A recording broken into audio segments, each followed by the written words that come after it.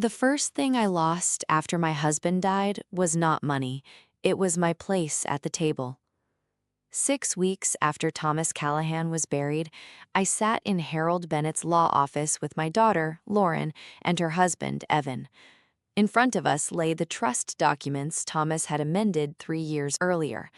I had known Lauren would inherit the lake house someday. Thomas and I had talked about that many times.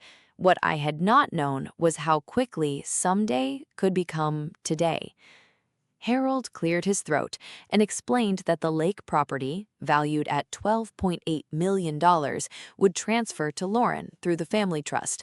I would retain the assets assigned to me under our marital trust, along with my own accounts and investments.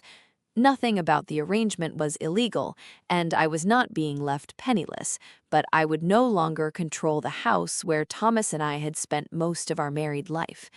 I remember looking at Lauren. She kept her eyes on the papers. Evan was the only one who seemed comfortable. Harold then told me something I had never expected to hear. Thomas had moved control of the lake property into the family trust 3 years earlier. I had signed several estate documents around that time, but I had never understood that particular change. I had trusted Thomas to handle the legal details, just as he had trusted me with the financial ones. That was how our marriage worked. Thomas understood people and long-term planning. I understood numbers. For 38 years, we had divided the things that needed dividing and trusted each other with the rest. Until that morning, I had never considered trust could become a vulnerability. When the meeting ended, Lauren drove me back to the lake house. The ride was quiet. Neither of us mentioned the trust. Neither of us mentioned my future. Then, inside the house, Evan finally said the thing that made the room feel smaller. "You shouldn't be living alone anymore."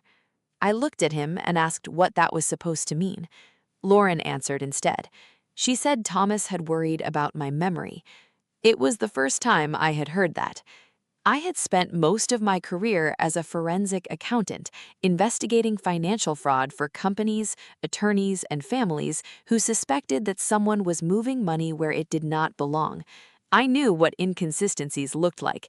I knew how carefully people constructed explanations when they wanted you to stop asking questions. But this was my daughter. For one uncomfortable moment, I wondered if I had somehow missed something about myself. I had not. They wanted me out. There was no shouting, no dramatic confrontation. A hired moving man simply appeared, and Lauren told me I could take what I needed: 2 suitcases, a few clothes, Thomas's old watch, some photographs, the things that could fit into the back of my car without making anyone argue over ownership. I stood in the foyer of my own home while Lauren avoided my eyes. Then she handed me a small plastic bottle that supposedly contained Thomas's blood pressure medication. There was no pharmacy label, no prescription number, no patient name, no dosage instructions. I turned the bottle over once in my hand. Thomas had been careful about medication. So had I. After decades of reviewing records, I knew that a bottle without a chain of information was not something you swallowed first and asked questions about later. I put it in my purse. I did not take a pill. That decision took less than 5 seconds, but it would matter more than I understood at the time. I carried my bags outside. The lake was bright that afternoon, almost offensively peaceful. The house stood behind me with its glass walls, stone terrace, and long view of the water. Thomas and I had spent years building that place. We had watched Lauren grow up there. We had hosted Thanksgiving dinners, birthdays, and quiet Sunday mornings when neither of us felt like answering the phone. Now I was leaving it because my own daughter had decided I could no longer be trusted to live there. Lauren stood on the front steps. Evan stood behind her. I looked at Lauren one last time, hoping she would say something that made the whole thing make sense. She didn't. What stayed with me was Evan. He wasn't watching his wife. He was watching my car. I backed down the driveway and checked the rearview mirror. Lauren remained on the steps. Evan kept his eyes on me until the house disappeared behind the trees. That's when one question settled in my mind. Why was my son-in-law watching the car instead of watching his wife? I didn't know the answer yet. I only knew that something about that afternoon did not add up. And after 30 years of finding lies hidden inside numbers, I'd learned one rule I could never ignore. When something doesn't add up, you don't explain it away. You follow it. The question about Evans stayed with me all the way to the small rental house I had found that afternoon. It was a plain two-bedroom place on a quiet street.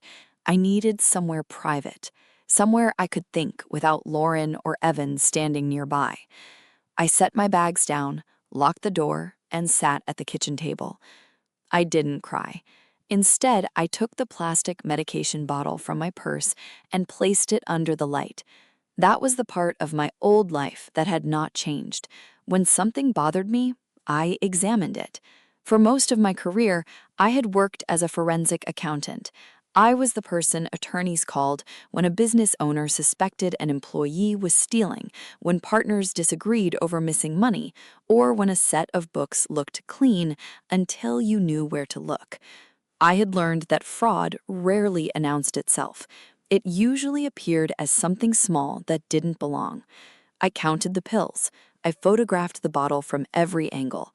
I checked the cap, the shape of the container, the absence of a pharmacy label, and the fact that there was no prescription number, patient name, or dosage information.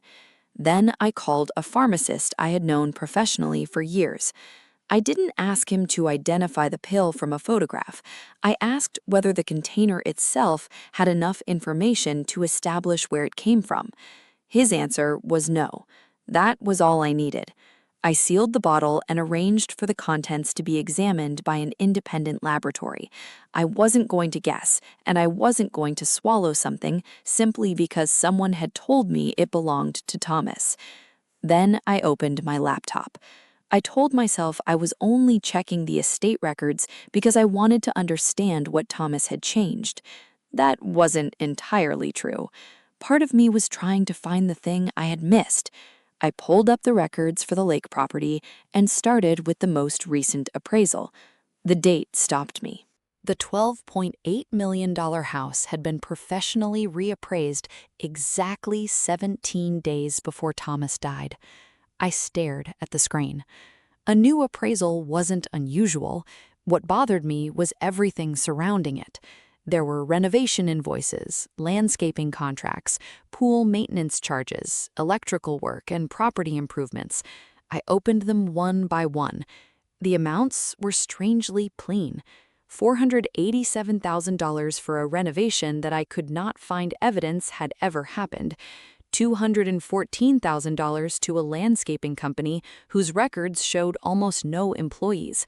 Another $96,000 for structural work that appeared to have been billed twice under slightly different descriptions. None of those things proved fraud, but together they made the sound I had heard hundreds of times in my career. Something was wrong. I went deeper. The contractor who received the $487,000 had been incorporated less than 8 months before the payment. The landscaping company had changed its registered address twice, and the appraisal had been ordered through a company connected to one of Evans' development projects. I didn't make a conclusion. I made a note. This doesn't belong here. Then I called Harold Bennett. I asked him why the lake property had been reappraised so close to Thomas's death. There was a pause on the other end. Not the kind people make when searching for a file, the kind they make when deciding how much truth they are allowed to give you. Harold finally told me that Thomas had asked him not to discuss his concerns with me unless something happened to him. I sat very still. Something had happened to him. Thomas was dead. I asked Harold what kind of concerns my husband had been hiding. He didn't answer that question over the phone.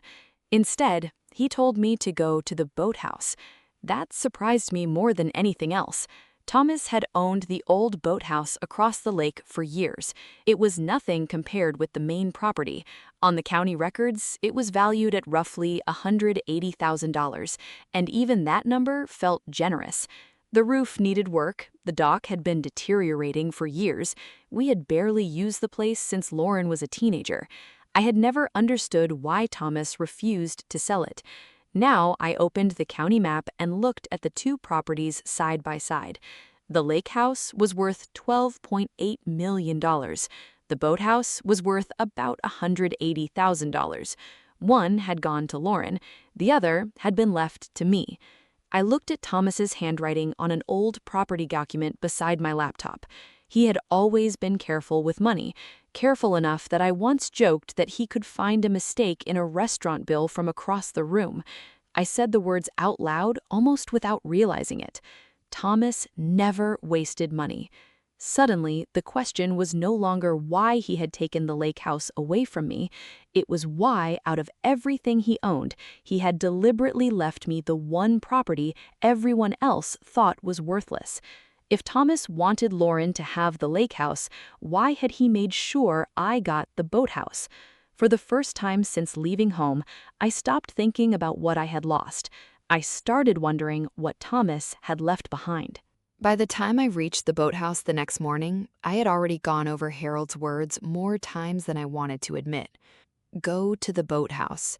That was all he had given me. No explanation, no warning, just 4 words that had somehow turned the least valuable property Thomas owned into the most important place in my life. I drove around the lake and took the narrow road toward the old dock. The boathouse looked exactly as I remembered it, which was not impressive. The roof sagged in 2 places, one of the doors hung crooked on its hinges, several window panes were cracked, and the wooden floor had warped from years of moisture. The dock stretched a few yards into the water, with several boards missing completely. If someone had told me they wanted to tear the place down, I wouldn't have argued. On paper, it was worth around $180,000. Compared with our $12.8 million lake house, it looked like an afterthought. But I had spent too many years looking at financial records to judge something only by its appearance.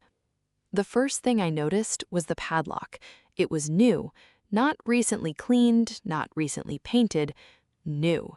The metal was bright, without the dull scratches and rust marks I saw everywhere else on the property. I touched it and then looked at the door. The wood around the lock was old, but the hardware wasn't.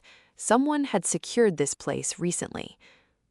I unlocked the door with the key Harold had given me and stepped inside. There was almost nothing worth stealing. An old workbench, a broken fishing chair, a rusted toolbox, a few shelves with empty containers. Dust covered nearly everything. Then I noticed the utility meter. The electricity usage was far too high for a building that supposedly sat unused most of the year. I pulled up the utility records on my phone. The pattern was clear. For months, the boathouse had been consuming enough electricity to suggest someone was using equipment inside regularly. That led me to the next thing, a recent electrical repair invoice. The work had been billed to the property only a few months earlier. I checked the contractor's name against the invoices I had found the night before. It wasn't the same company, but the registered address was familiar. It belonged to a commercial property connected to one of Evan's development projects. I stood there for a long moment. I had come looking for something Thomas had left me. Instead, I was finding evidence that someone else had been using the property. I walked farther inside and noticed a section of flooring behind the old storage shelves that looked slightly different. There were newer screws along one edge. I moved the shelves aside and found a narrow access panel. It wouldn't open. The lock was damaged, but something had been reinforced behind it. I stepped outside and walked around the back. There were fresh tire marks in the dirt. Not old tracks softened by rain, fresh ones. Someone had been here recently. I called the only person I trusted who might understand what Thomas had been doing. His name was Ray Delgado. Ray had known Thomas for more than 20 years. He'd worked in security after leaving the Army, and Thomas had relied on him whenever something required more caution than a spreadsheet could provide. I told him what I'd found. I didn't tell him everything over the phone. He arrived less than an hour later. I showed him the lock, the electrical records, and the hidden access panel. Then I told him the one thing I still couldn't explain. I didn't think Thomas had left me a boathouse. Ray looked at the building, then at me. I didn't need him to answer. I could already see that he understood what I meant. Thomas had spent his entire adult life making practical decisions with money. He would not have kept a deteriorating property for decades without a reason. Ray examined the tire marks while I checked the back wall again. That was when my phone rang. It was Lauren. For a second, I considered ignoring it. Instead, I answered. She didn't ask how I was doing. She asked whether I had gone to the boathouse. That stopped me cold. I hadn't told her. I hadn't told Harold that I was going there either. I looked at Ray. Then I asked Lauren why she wanted to know. She said Dad used to keep old equipment there and that I should leave the place alone. I told her I hadn't gone inside yet. There was a long silence. Then she told me quietly to leave it alone. The call ended. I lowered the phone. Ray didn't ask what she said. He didn't have to. Lauren knew where I was. That meant someone had told her, or someone was watching me. We left before sunset. I returned after dark with Ray because neither of us wanted to walk into whatever was waiting inside that building without knowing who else might be there. We parked farther down the road and approached on foot. For nearly 20 minutes, nothing happened. Then, headlights appeared through the trees. A dark SUV rolled toward the boathouse. There was no front license plate. 2 men got out. They didn't look like burglars. They didn't look around for valuables or test windows. They walked directly toward the rear storage area, as if they had been there before. One of them pulled out a keycard. That detail frightened me more than a crowbar would have. He didn't break in, he had access. When the door opened, I saw the logo on the back of his jacket. Mercer Development Group. Evans Company. Ray put a hand on my arm and kept me behind the trees. We watched them disappear inside. Neither of us moved until the SUV finally left. Near the edge of the property, I found one of the gloves they had dropped. I didn't touch it with my bare hand. I photographed it and left it where it was. I thought about calling the sheriff. Then I remembered what I learned from financial investigations. You didn't accuse everyone around you of being corrupt, but you also didn't assume that every person with authority was automatically safe. I didn't know who Evan trusted. I didn't know who might owe him a favor, and I certainly didn't know why Evan's employees were entering a property Thomas had specifically left to me. Ray looked toward the dark road where the SUV had disappeared. I knew what he was waiting for. He wanted to know what I planned to do next. I looked back at the boathouse. For the first time, the ugly little building didn't look worthless. It looked like the one thing Thomas had managed to hide in plain sight. And I had a feeling that whatever was behind that locked floor panel was the reason my husband had died. I wasn't ready to find out the truth yet, but I was ready to find out what Thomas had died trying to protect. The next morning, Ray and I returned to the boathouse before sunrise. I had barely slept. The image of Evan's employees entering the property kept her playing in my mind. So did Lauren's warning. She had known I was there before I had told anyone. Ray helped me move the shelves away from the locked section behind the storage room.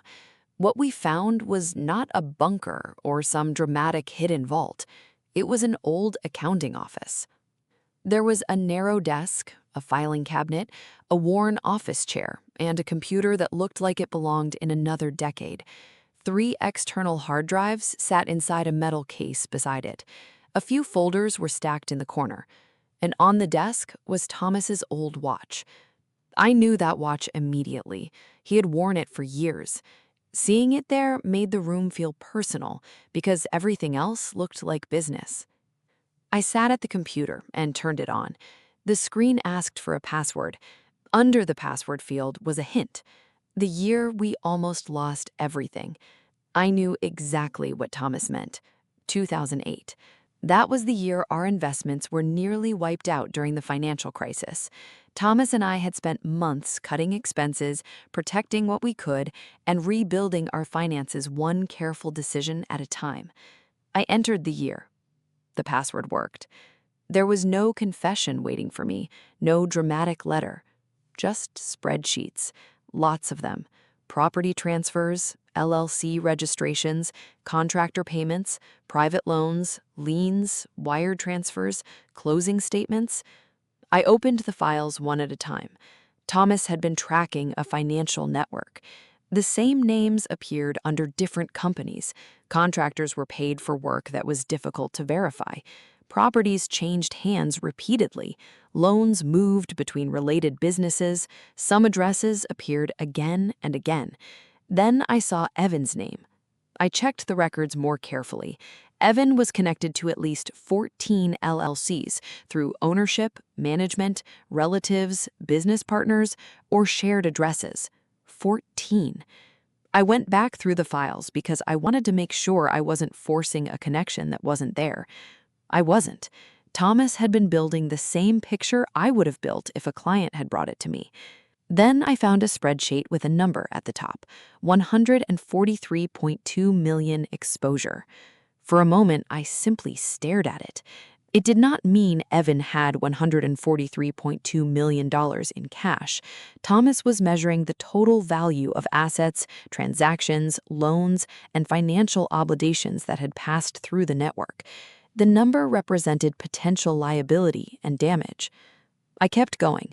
There were renovation invoices that did not match the properties involved, contractor payments that appeared inflated, property flips that made little commercial sense, loans that moved money from one company to another and eventually disappeared into another layer of ownership. Thomas had not proven every dollar was criminal, but he had found enough irregularities to become afraid. Then I saw a folder named Margaret, if you find this. I stopped. I opened it. There was no long letter. There was only one sentence. You always told me that numbers don't lie. People make them lie. I read it again. Thomas had heard me say that years ago. Numbers were facts, but people could arrange facts to create almost any story they wanted. The folder contained a video. Thomas appeared on the screen, sitting at the same desk. He looked older than I remembered, and more tired. He explained what he had discovered. Evan had been using fake contractors, shell LLCs, inflated renovation invoices, and property flips to move questionable money into real estate. Thomas had traced enough transactions to believe that some of the money was connected to an interstate criminal organization. He did not know exactly where every dollar had started. That uncertainty mattered to me. Thomas wasn't pretending to know more than he did. Then he explained why he had been moving assets quietly. He had been separating what could be documented as legitimate from anything later challenged. His voice on the recording was calm. I moved what was clean before he could touch it. I opened the asset list. The total was $86.7 million. But there was no bunker, no vault, no pile of cash waiting behind a secret door. Thomas had distributed the assets through trusts, securities, properties, and legitimate investment accounts. Each piece had a paper trail. He had not hidden $86.7 million. He had protected the ownership of assets he believed were clean. That distinction changed everything. Then I opened the property schedule. The lake house appeared near the top. Next to it was a note, Lake Property, Liability. I looked at the screen for a long time. The house was worth $12.8 million. Thomas had allowed Lauren to receive it, but he had left me the boathouse, the building Evan's people were secretly entering, the property Thomas had been using as an accounting office, the place containing records that could expose the network. I finally understood why Thomas had never sold it. He hadn't been holding on to a worthless building. He had been holding on to the place where he could keep the truth. I looked at Ray. The answer came together before I was ready to say it. The lake house wasn't the inheritance. It was the bait. I stayed in that little accounting office for almost an hour after the video ended. The screen went black, but I didn't move. I kept thinking about the lake house, about Lauren receiving it, about the note Thomas had left beside the property file. Liability. Until that morning, I had interpreted everything as rejection. Thomas had left the house to our daughter because he wanted her to have what I had built with him. It was painful, but at least it was simple. Now, it wasn't simple anymore. I opened the folder again and started reading every document connected to the lake property. The records showed construction loans attached to renovation projects that I knew had never happened. There were invoices for foundation work, electrical upgrades, landscaping, and structural repairs. But the dates were wrong. Some invoices had been issued before permits were requested. Others described work that did not match county inspection records. Several payments had gone through companies connected to Evan's network. The lake house wasn't just an expensive property. It had been used as part of the machinery Thomas was trying to expose. Then, I found something that changed the way I understood my husband's decision. My name was missing. Thomas had deliberately kept me out of the transactions. I checked the ownership documents again. Every time a deal came close to involving me directly, another structure appeared between me and the transaction. A trust, a holding company, a separate investment account. He had created distance between me and the liability. Sitting in that room, I realized the opposite might have been true. He had been keeping the danger away from me, because it meant the man I had accused of shutting me out may have been protecting me without telling me why. But another question came back. How did Thomas die? The official explanation was heart complications.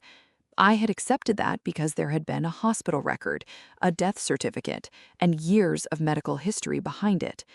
Now I opened the medical files with the same discipline I would have used on a financial investigation. I compared his medication list with the pharmacy records.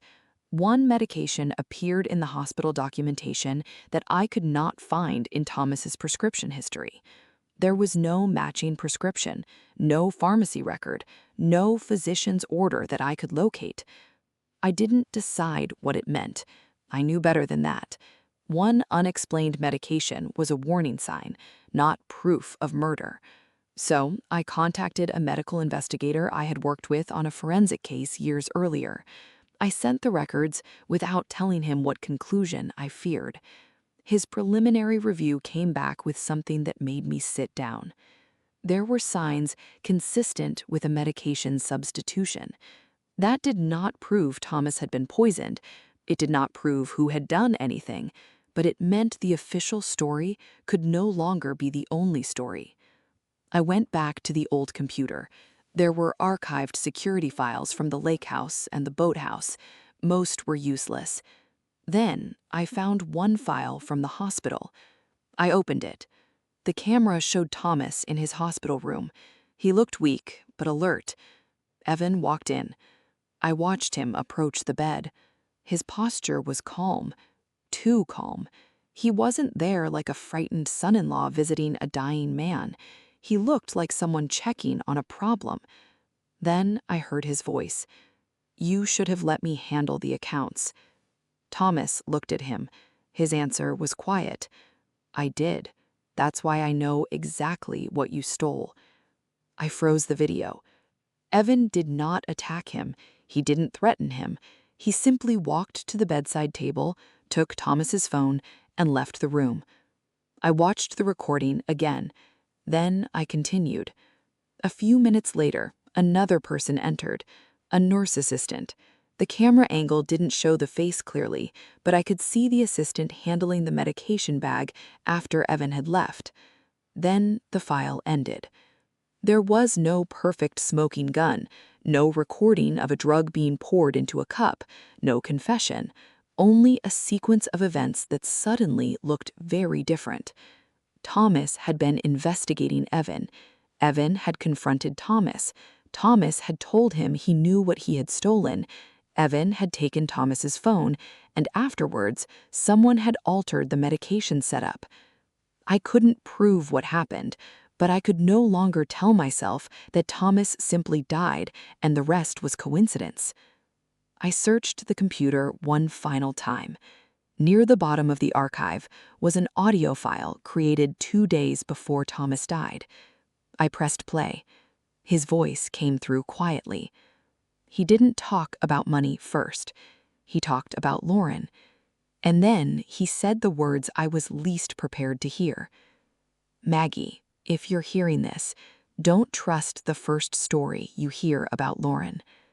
The recording ended. I sat there, staring at the screen. Until that moment, I had been building a case against my daughter. Now Thomas was telling me that I might have misunderstood her. And suddenly, the question wasn't whether Lauren had betrayed me, it was who had convinced both of us that she had. The recording ended, but Thomas's last warning stayed with me. Don't trust the first story you hear about Lauren. For the first time since I had left the lake house, I stopped thinking about my daughter as the person who had pushed me out. I started thinking about what she had been told. That change mattered. I didn't have to wait long for an answer. Lauren came to the small rental house that afternoon. She came alone. There was no Evan waiting in the driveway, no explanation, no lawyer. Just Lauren standing on my porch with red eyes and a phone clenched in one hand. I let her inside. She looked around the room as if she had expected to find a different version of me there. The woman who had walked out of the lake house carrying 2 suitcases was still there, but something had changed. I didn't hug her. I needed answers before comfort.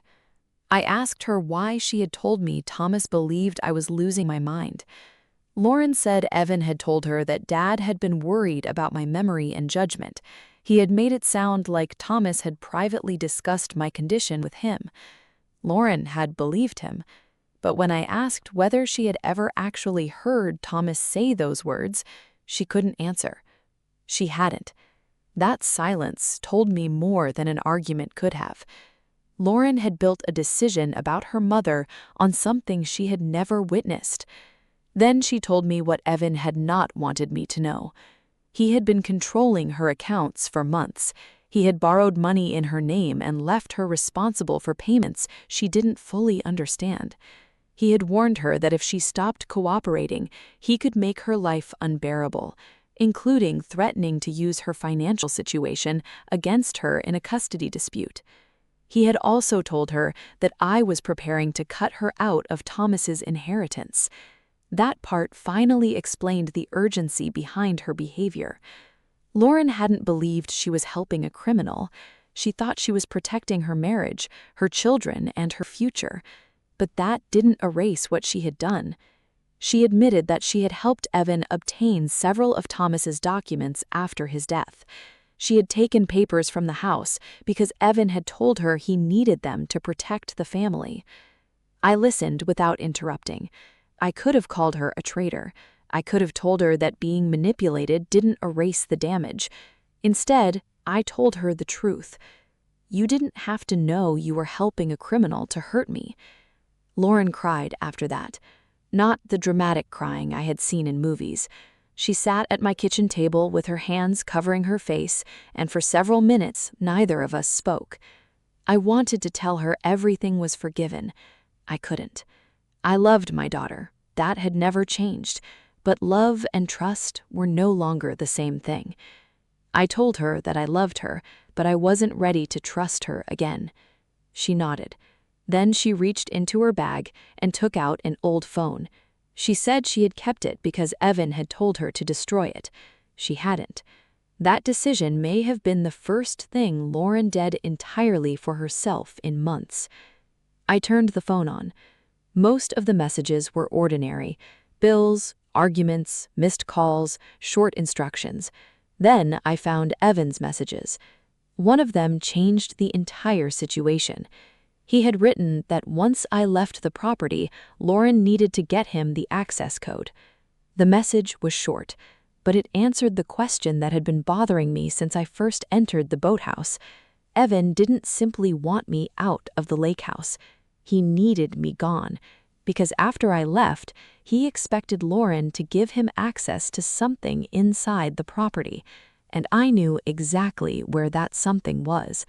The old accounting office, the hidden records, Thomas's files. Whatever evidence remained there was no longer just my husband's secret. It was something Evan was actively trying to recover. I looked at the message again. For the first time, Lauren understood that she had been used as a bridge between Evan and the evidence. She thought she was helping him protect her family. He had been using her to protect himself. That distinction was painful, but it was important. I called Ray. I didn't explain everything. I only told him that Evan was coming. Ray asked how many people I expected. I looked at the message on Lauren's phone and then toward the driveway. A dark SUV had just stopped outside. I watched the driver's door open, then another door. I counted the figures as they stepped out. There were enough of them to make one thing clear. Evan wasn't coming to talk, and this time, I wasn't leaving. The SUV stopped outside the rental house, and for a few seconds, nobody moved. Then the doors opened. I could see Evan and 3 other men crossing the driveway toward the house.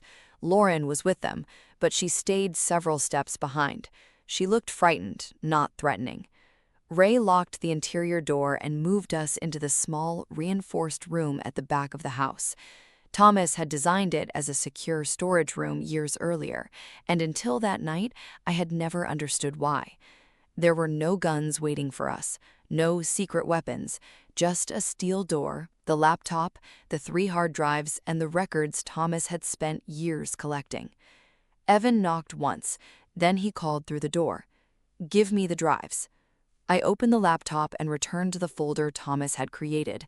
The program was called Last Word. It wasn't some magical system that could summon federal agents with one click.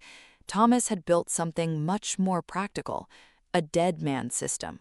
If activated, encrypted copies of the financial records would be released automatically to investigators and prosecutors identified in his instructions.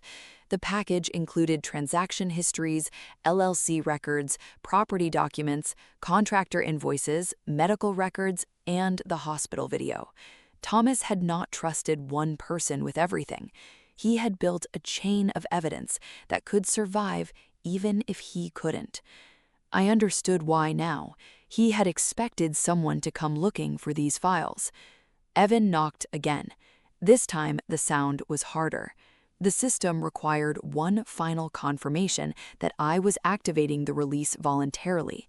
My finger hovered over the button. I thought about the lake house. I thought about Lauren standing beside Evan. I thought about Thomas sitting alone in that hospital room, knowing that whatever he had discovered might eventually cost him his life. Then I pressed it. The upload began. 7%. Outside, the first impact hit the door. Ray stood beside me, watching the hinges. He knew we couldn't hold the room forever. 31%. The second impact shook the frame. Lauren's voice came from outside. She was telling Evan to stop. Then I heard a sharp sound, a slap. Lauren cried out. That was the moment I knew she finally understood what I had been trying to show her. The man she had defended was not protecting her. He was willing to hurt her the moment she stopped being useful. I kept watching the screen. 54%. Evan began shouting through the door. He called Thomas an old man who hadn't understood what was happening. He said my husband had made everything more complicated than necessary. I didn't argue. I remembered Thomas's words about numbers and people. 76%. Ray told me the door wouldn't hold much longer. I picked up the laptop and kept it against my chest. I wasn't holding a weapon. I didn't need one. The evidence was the weapon Thomas had spent years building. Then my screen changed. Federal response acknowledged. I stared at the words. For the first time that night, I knew we were no longer alone. The upload reached 90%. Outside, Evan ordered the men to force the door. I heard metal strike steel. 96%. Then the sound changed. At first, it was distant, a low vibration. Then a helicopter became visible through the small, reinforced window.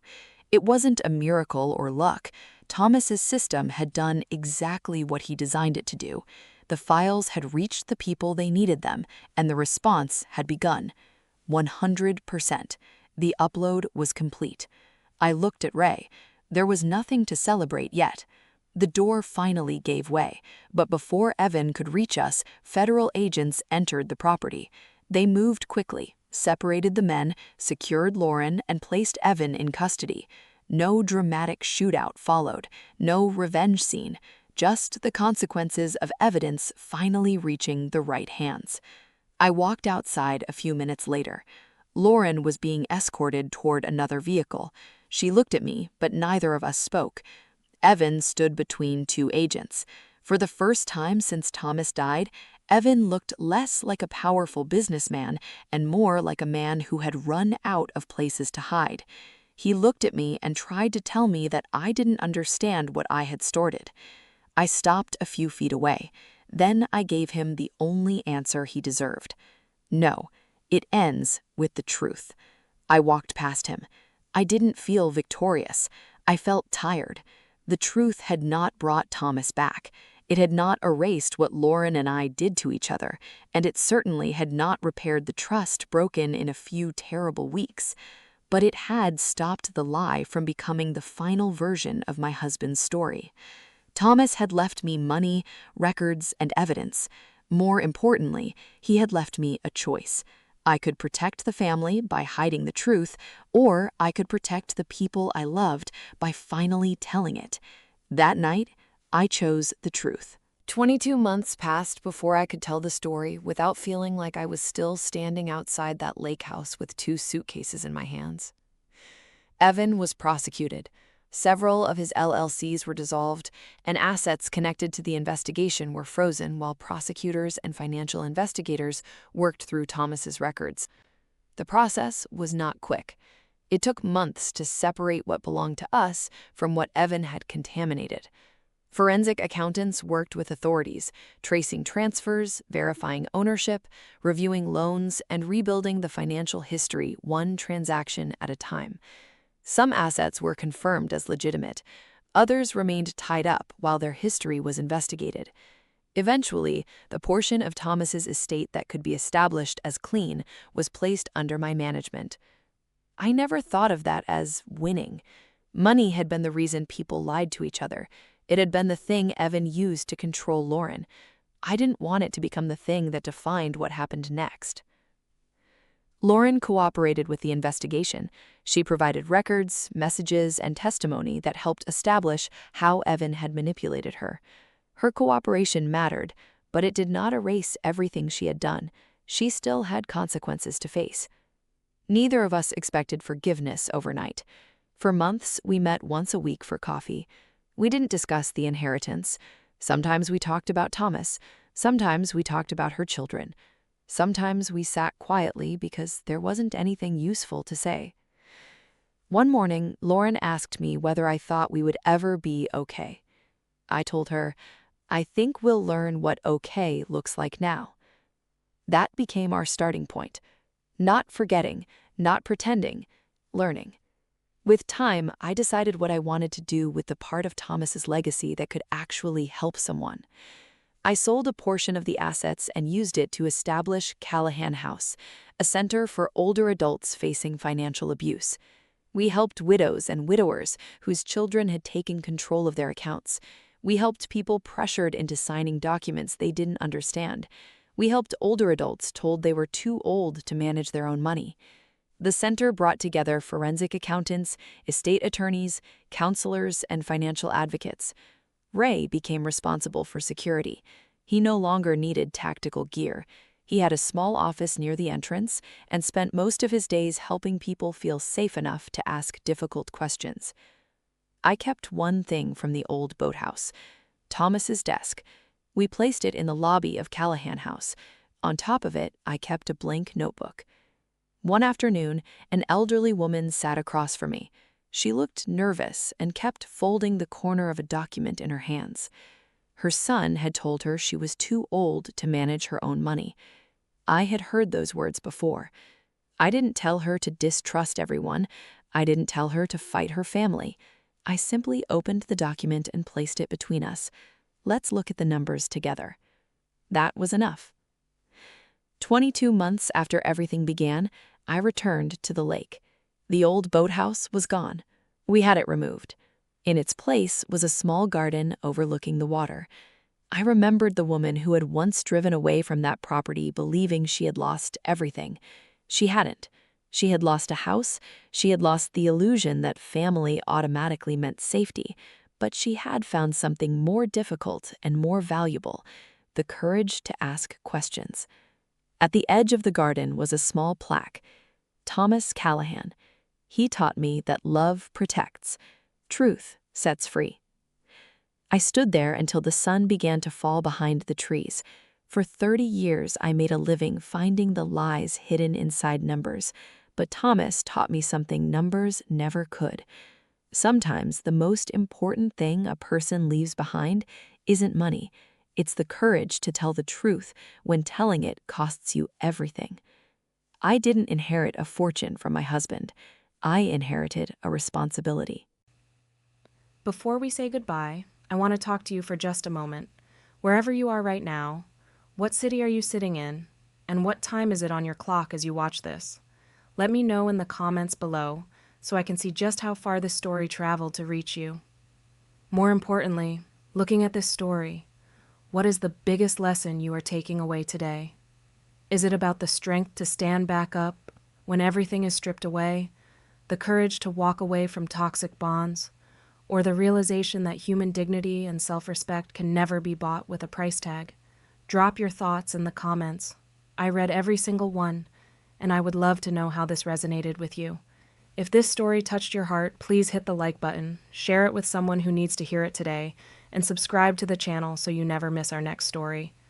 Thank you so much for watching. Stay strong, protect your peace, and I will see you in the next video.